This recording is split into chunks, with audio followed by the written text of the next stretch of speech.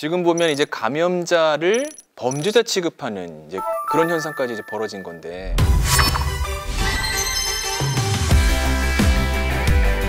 지금 우리가 뭐 미래형 트라우마에 노출되었다 이런 말을 많이 하는데요.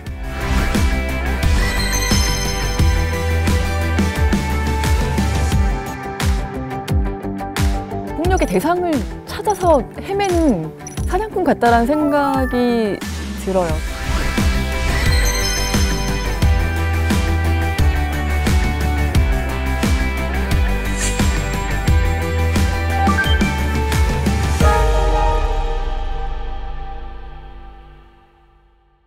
교수님도 혹시 내가 확진자가 된다 이런 상상 해보신 적 있으세요? 상상은 해봤죠. 확진 판정을 받고 나면 그 회사 안에서 어떤 사람들의 시선 이런 것들이 안 좋은 시선으로 바라보는 그런 것들이 엄청나게 많다고 합니다. 그렇죠. 이제 질병이 무서운 게 질병 자체의 증상도 물론 무섭지만 주위로부터의 그 차별적인 시선이라든지 그 이제 인간으로서 존엄을 받지 못한다는 그런 정신적인 영향이 더 크다고도 볼 수 있을 것 같아요. 제가 만약에 확진을 받았다 이렇게 상상해보면 주변 사람들의 그런 어떤 차가운 시선들 그걸 견디기 너무 어려울 것 같거든요. 근데 이런 사례는 사실 굉장히 많아요. 인간 세상에 워낙 그런 혐오와 차별이 존재하다 보니까 그리고 아마 이거는 그 교수님도 보셨을지도 모르는데 귀멸의 칼날이라는 일본 애니메이션인데요. 굉장히 히트한. 그게 이제 일본에서 하나의 사회 현상으로 이슈되도록 굉장히 인기를 끌고 있는데. 그 혈귀라고 해서 거기서는 혈귀가 자기 가족들을 다 몰살하고 주인공의 가족들을 몰살해서 완전히 분노에 차한 주인공이 있는데 여동생이 분명히 이제 혈귀화 됐는데 사람을 해치진 않는 거예요. 데리고 다니면서 너를 정말 사람으로 다시 만들겠다. 이제 그런 일념으로 혈귀를 처치하는 그런 하나의 무사가 되는 그런 내용이거든요. 네, 거기서도 또 똑같이 이제 이 여동생을 보는 사람들이 제 혈귀라고 혈귀인데 왜 너 같이 다니냐. 사람들의 시선이 이제 또 그렇군요. 뭐 혈귀조차도 쟤는 제 혈귀인데 왜 인간이랑 같이 다니지? 같은 편이지? 뭐 이제 이렇게 보기도 하고. 그러니까 일본에서 이제 코로나 환자에 대한 차별적 시선이 굉장히 강했고요. 사람을 그냥 바이러스의 매개체로만 인식을 하는 그런 풍조가 강했고 하고 어떤 학교에서 뭐 확진자가 많이 나오면은 다들 항의 전화하고 막 편지 막 무섭게 써가지고 보내고 이런 것들이 굉장히 만연했어요. 그렇기 때문에 굉장히 공감할 수 있는 그런 소재가 아니었나. 네. 지금은 사실 좀 이제 관심이 좀 떨어졌는데 코로나 초창기만 해도 그 왜 동선 때문에 상당히 많은 사람들이 좀 힘들어했었던 면도 많이 있었잖아요. 그래도 요즘에는 정확한 동선을 공개하진 않더라고요. 개인정보 보호. 초창기에는 정말 그 시시콜콜하게 디테일한 부분까지 다 이제 공개를 하니까.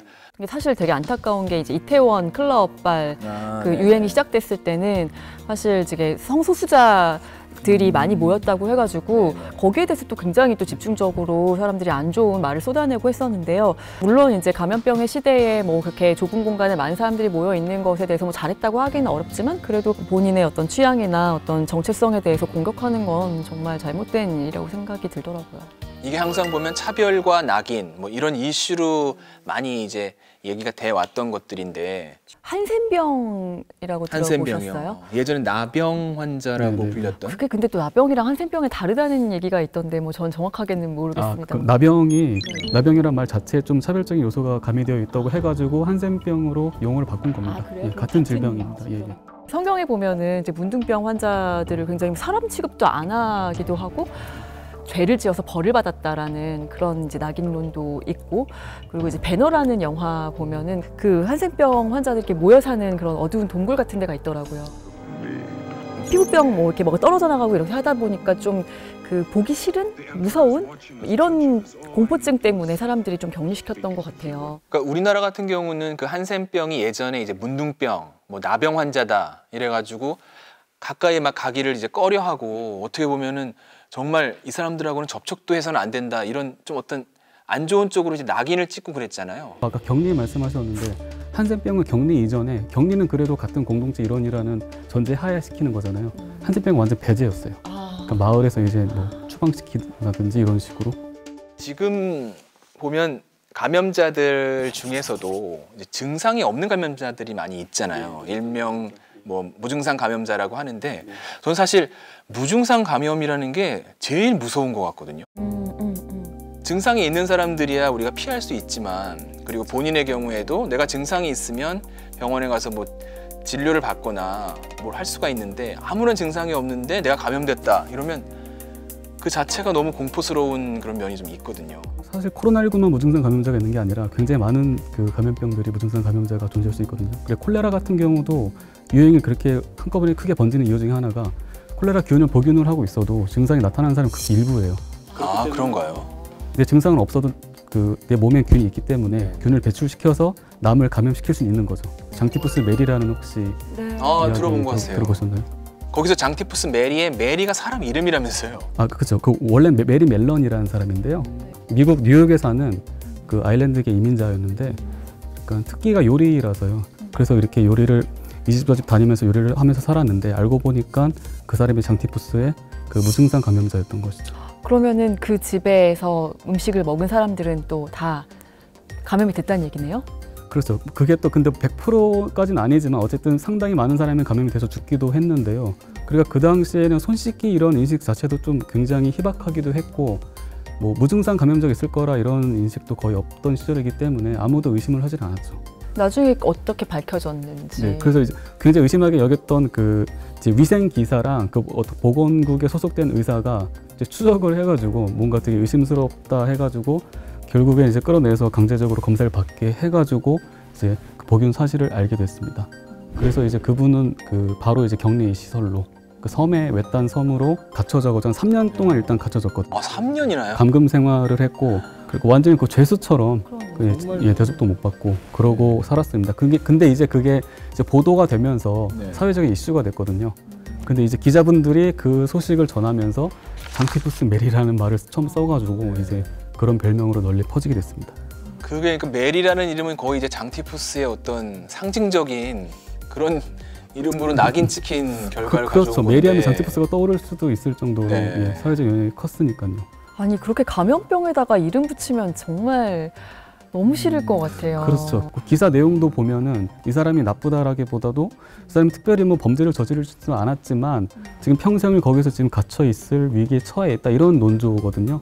그렇기 때문에 처음에는 아마 그런 의도는 없었을 거라고 생각이 들지만 그럼에도 굉장한 이제 파급이. 그렇죠. 상당히 좀 신중하게 접근해야 될 문제인 것 같고 사실 우리 초창기에도 우한폐렴이라는 표현을 많이 썼잖아요. 지금도 미국에서는 중국 바이러스 이렇게 말하는 사람도 많잖아요. 그 이후로 이제 또 그 이름을 우한을 이제 안 쓰고 뭐 코로나19라는 그런 이제 표현을 쓴 것 같아요. 그러니까 병명 자체에서부터 그런 뭐 낙인이나 차별을 없애자 해가지고 WHO에서 2015년에 그 병명에 관한 그런 뭐 가이드라인을 만들었습니다. 메르스 같은 경우도 그 메르스의 그 M이 이제 중동이잖아요. 그래서 이것도 사실 잘못 붙인 이름이기도 하고요. 좋은 예를 들자면 사스 같은 경우는 중증 급성 호흡기 증후군. 그러니까 지역명도 안 들어있고 그 질병의 특징을 잘 드러내는 것이기 때문에. 사실 최근에는 또 이런 낙인이 혐오로 번지면서 이 혐오가 또 증오 범죄까지 이어지는 그런 현상들이 계속 나오고 있어요.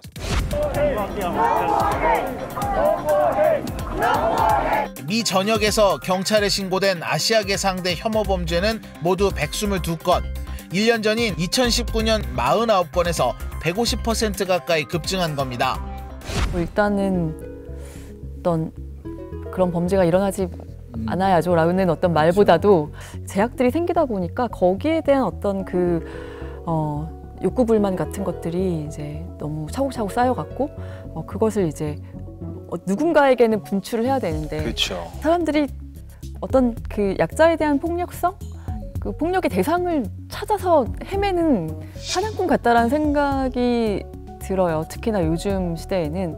그러니까 뭐 지금 뭐 감염병 대유행 같은 이런 재난 비상 상황에서 그게 굉장히 잘 드러나는 것 같아요.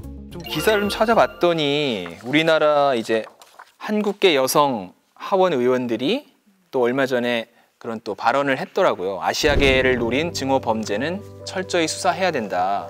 혐오 조장하는 사람은 뭐 따로 있다고 할지라도 나머지 절대 다수는 이게 잘못됐다, 고쳐야 된다는 인식이 점점 커지고 있고 반대 운동도 일어나고 있기 때문에 그래도 좋은 방향으로 결국은 가고 있지 않나 이런 생각은 듭니다. 그래서 과거에 우리 SBS D 포럼에 참석을 했었던 헐리우드 배우가 있는데요. 데니얼 데킴이라고, 그분도 최근 이제 많은 언론과의 인터뷰에서 이러한 일이 벌어져서는 안 된다는 것에 대한 그런 목소리를 좀 높이고 있고요. I got so upset.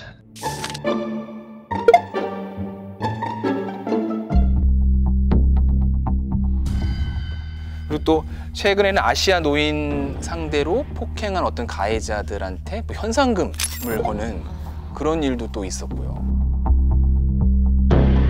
Very passionate about this issue.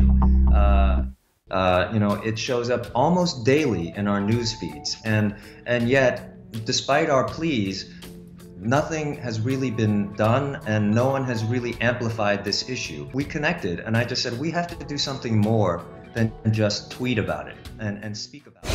그러니까 많은 유명 인사들이 이 아시아계 여성 소수자에 대한 이런 혐오와 증오의 범죄 이런 거에 부당성을 계속 지금 강조하고 있는 그런 상황이기도 합니다, 지금. 이럴 때 정말 뭐 인플루언서들, 요즘 뭐 셀러브리티들의 역할이 굉장히 중요한 것 같아요. 특히나 또 10대, 20대들이 이제 가치관 뭐 형성할 시기부터 해가지고 또 이런 운동에 동참해 줄 수 있는 그런 청년들에게 영향을 미칠 수 있는 또 많은 그 대중문화계 인사들이 있잖아요. 그렇죠. 그러니까 뭐 다들 뭐 낙인 찍고 혐오하고 막 이런 것만 굉장히 역사를 보면 다 그런 것만 잔뜩한데, 그럼에도 불구하고 예, 조금 그 긍정적인 사례가 하나 있었습니다.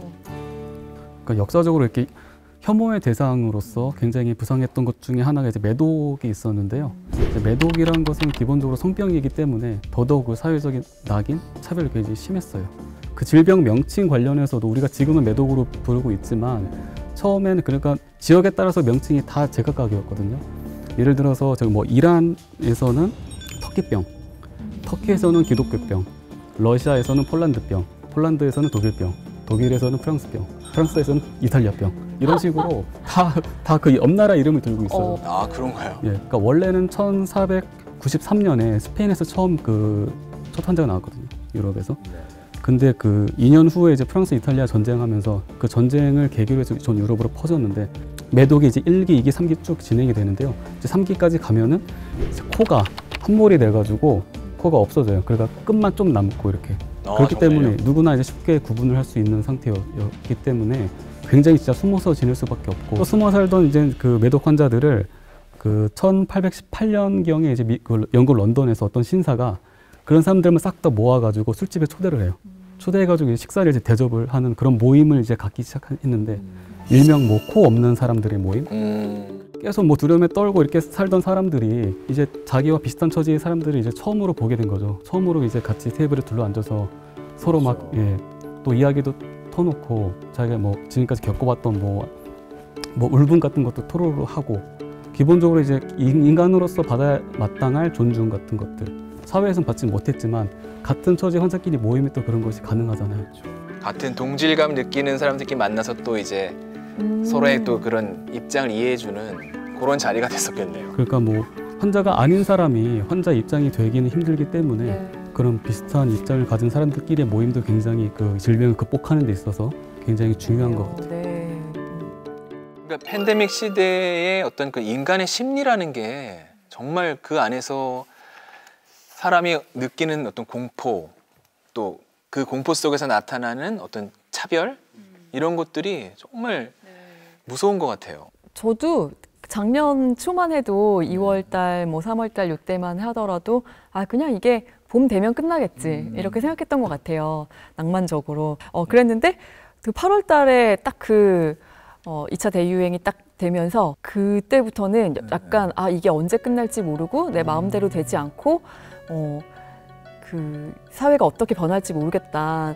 나는 굉장히 그 쓸데없는 존재가 될 수도 있겠다라는 그런 생각이 들면서 저는 약간 집에 있는데도 공황장애처럼 약간 숨을 쉬지 못할 것 같고 이렇게 호흡 곤란이 오는 그런 경험을 좀 했었어요. 아 실제로 겪어보신 네, 실제로 거예요? 예, 제가 좀 그런 게서 아 이게 코로나 블루라고 하는 건가 보다 이런 생각을 했죠 그때. 저희 그 SBS D 포럼에서 지난해 이제 진행한 설문조사에 따르면 코로나19로 인해서 느끼는 심리적 문제로 불안감, 그리고 그 다음 높은 게 이제 우울감이었어요. 그런 우울감을 느끼는 사람들, 그런 사람들의 어떤 정신적인 또 심리적인 문제들 이런 것들을 좀 해결해 줄 수 있는 그런 방안들도 모색이 돼야 되지 않을까 하는 그런 생각이 들거든요. 이번 코로나를 사실 겪으면서 죽음이라는 거에 대한 생각을 좀 많이 해본 것 같아요. 좀 연세가 드신 분들 같은 경우도 뜻하지 않게 코로나로 인해 가지고 안 좋은 소식을 전해주시는 분도 있고. 근데 이게 요즘 지금 코로나 때는 사실 이게 많이 부각이 안 된 것 같은데 저 메르스 때로 기억을 하는데 이 감염병 같은 경우는 이제 죽음을 앞두고 임종을 앞두고 가족들이 그 임종을 할 수가 없잖아요. 감염이 되기 때문에 자식들이 부모님이 이제 돌아가시기를 앞두고 편지를 써가지고 간호사분들한테 주면 간호사분들이 그거를 대신 가서 읽어주고 제가 해드리겠다고 말씀을 드리고 받아서 적은 다음에 다시 이제 환자분께 읽어드렸죠. 편지에는 가족들의 마지막 인사가 담겨 있었습니다. 이제부터 호강해야 할 때 갑자기 당신과 헤어지게 되어 가슴이 미어집니다. 천국에서 행복하게 우리들을 지켜봐 주시오. 남편의 편지를 읽던 간호사는 목이 메어 더 읽지 못하고 다른 간호사에게 편지를 넘겼습니다. 코로나 지금 상황에서는 그런 게 별로 기사화되지 않는 것 같은 그런 생각도 드네요, 이게. 아마 치명률의 차이에서도 오는 것 같아요. 메르스 치명률이 35%. 그 어마어마하죠. 지금 코로나19랑 비교가 안 될 정도로 굉장히 위험한 질병이었기 때문에 아마 그렇기도 했고 하고 그때는 그 우리가 그동안 겪어보지 못한 그런 초유의 상황이었기 때문에 맞습니다. 예. 사실 지금 모든 것이 다 코로나로 인해서 다 뭐 뒤틀리고 왜곡되고 다 이렇게 억압되는 상황이기 때문에 코로나 유행이 종식이 되었을 때 어떤 식으로 이제 분출이 되고 그게 반영이 될지 굉장히 그 뭐랄까 저도 굉장히 불안하게 생각을 하고 있는 상태거든요. 그래서 뭐 저기 정신 이제 의학자들 같은 경우는 지금 우리가 뭐 미래형 트라우마에 노출돼 있다 이런 말을 많이 하는데요. 트라우마의 전 단계에 있다 이미. 그래서 아마 코로나19 유행 끝나고 하면은 우리가 집단 트라우마에 걸릴지도 모른다 이런 내용입니다. 예측 지금 가능한 형태로 결핍을 겪고 있고 그다음에 무력감을 겪고 있고 유대감이 상실돼 있고 이런 것들이 다 트라우마를 만드는 그 조건이라고 하거든요. 코로나가 이제 유행이 끝났을 때 앞으로 어떤 식으로 그게 진행이 될지 굉장히 우려스러운 상황이라고 볼 수 있을 것 같아요. 개개인이 아니라 진짜 사회 전체가 그 같이 힘을 합쳐서 이제 뭐 누구나 이제 그 트라우마의 대상이 될 수 있다는 인식을 가지고 다 같이 치유해 나가는 그런 환경이 조성이 돼야 될 것 같아요. 이제 코로나만 끝나면 코로나가 빨리 끝나야지 뭘 내가 해보지 막 이런 식으로 이제 뭐 생각을 많이 하고 있고 많은 분들이 그러실 거라고 그렇죠. 생각해요. 대부분 사람들이 이렇게 생각하고 네, 있는데. 그런데 네, 지금 이 시기를 뭐 정말 뭐 즐기지는 못한다고 하더라도 이것도 그냥 하나의 나의 삶으로 받아들이고 여기서의 그 의미를 만들어 나가는 언제 끝날지 모르잖아요, 사실은. 그렇죠. 네. 지금 이 시대의 이 삶도 내 인생의 일부이고 지금 우리가 뭐 100년 전 스페인 독감 때의 사진들이나 그런 영상들 보면서 아 이때 정말 힘들었겠다 뭐 이런 얘기들 많이 하는데 앞으로 100년 뒤 우리의 이 지금 이 시대를 살았던 사람들의 후손들이 우리 때의 이런 모습들을 보면서 우리의 이 영상이 될 수도 있겠죠. 100년 전에는 정말 코로나로 인해서 이거 어떻게 저런 사람들이 살았지 하는 그런 생각을 할 수 있을 것 같은데 2002년에 이제 사스가 등장을 했고 2012년에 메르스가 등장했고요. 2019년에 이 코로나19 등장했을 정도로 굉장히 그 주기도 짧아지고 있거든요. 그래서 또 다른 이제 신종 코로나 바이러스가 역습을 하지 않을까 이런 추측도 조심스럽게 해볼 수 있을 것 같아요. 그러니까 좀 미래 세대는 지금 세대 우리를 보고 굉장히 비웃을 수 있었으면 좋겠어요. 그러니까 스페인 독감을 겪어서도 이런 걸 또 어떻게 똑같이 또 겪을 수가 있지 이런 생각을 할 수 있을 정도로 굉장히 역사로부터 교훈도 많이 얻고 그때는 방역도 제대로 잘 하고 더 좋은 세상이 되어 있기를 바랍니다. 고생하셨습니다. 네, 고생하셨습니다. 네.